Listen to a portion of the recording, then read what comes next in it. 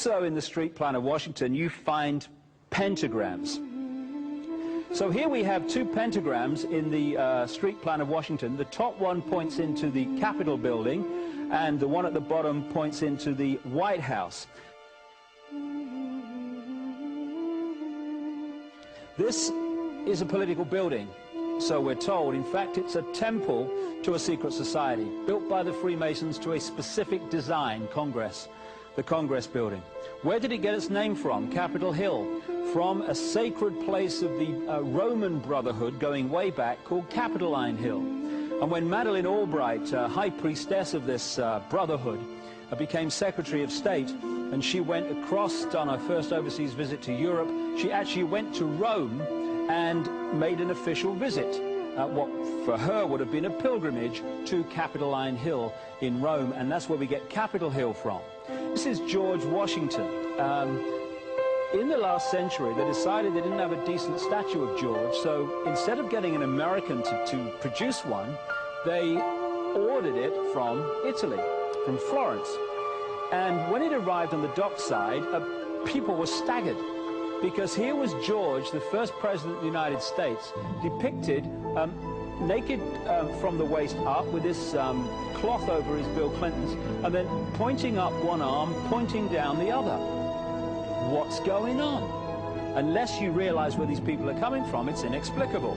Well, if you just hold that in your mind, arm up, arm down, naked from the waist up, and then Bill Clinton's covered in a piece of cloth, well, this is where it's coming from. This is the ancient depiction of the compilation of the negative force symbol that the Templars worshipped, or the high-level Templars worshipped anyway, called Baphomet.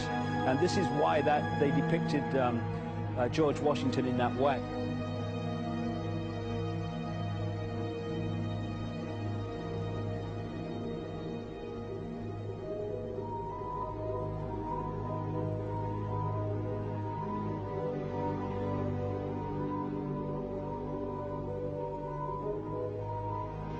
What has come to light is that it's now been, it is not so surprising for a lot of people that there are covens amongst the very educated class, architects, doctors, lawyers, priests, brokers, and the leisure class. These are people who have made pacts with the devil. That's right. It's really the best, the more accurate way of describing it would be that they have indulged themselves in the worship of the goat, of the prince, of the serpent, of Satan, of Lucifer, and they lead perfectly normal lives. They're jewel merchants. They travel. They're prominent in their own way, but they do have this indulgence. Father, here's a part of that I can never understand. That has never made sense to me, and that is, if somebody were to make a pact with the devil, then obviously the implication is if the devil is there to make a pact with them, to make a deal, to make their life, their short mortal life on earth, pleasurable, with money or women or travel, or more interesting, whatever it is they want. Yes. Then they are aware of the presence of the devil, and they are obviously aware then of the presence of God as well, and they nevertheless make a conscious, stupid, short-term, blind choice to take what they can get in this lifetime. And to embrace one, you must embrace the other. It's not like it's some wishy-washy prison. I know you do. It is a very not easy to understand, except when you talk with them, when they let their hair down and peel grapes, as we say, and when they're on their way to being cured of what or healed is the proper word. You find that there's an exhilaration and a satisfaction which is both sensual and sexual and mental when they really indulge in Luciferian worship. There is a peculiar exhilaration. Like a drug, then? Yes, it's a peculiar exhilaration. And of course, the godly instincts in us all, the angelic in us all, because we all have something angelic and something godly, besides everything else, a lot of other negative things, that is quenched. And you find in them a horror of anything what we call sacred and holy or sacrosanct, or the idea of the idea of the sacred, of the awesome.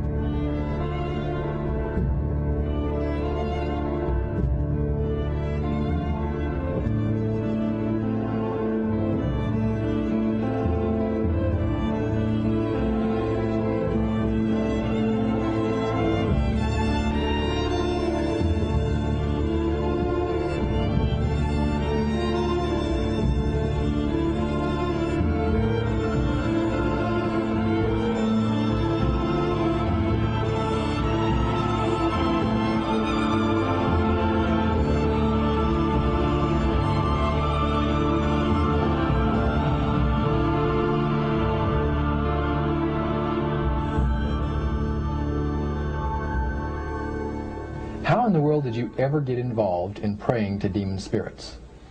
A fellow that had been on a particular ship with me, he told me, "Hey, I got something fantastic to tell you." He said, "I am affiliated with people that speak with the spirits of the dead. How would you like to talk to the spirit of your dead mother?" And I was shocked. I was shocked. He said, "You wouldn't be afraid of talking to the spirit of your dead mother, would you?" Well, I said, "I'll tell you what, I would have to give that some thought, because it's something I never thought about before in my life." Most of us probably haven't. A little afraid of something like that. Well, he says, you know, it's written all over your face. You're afraid of going to a seance. But he says, "I know you. You're going to come."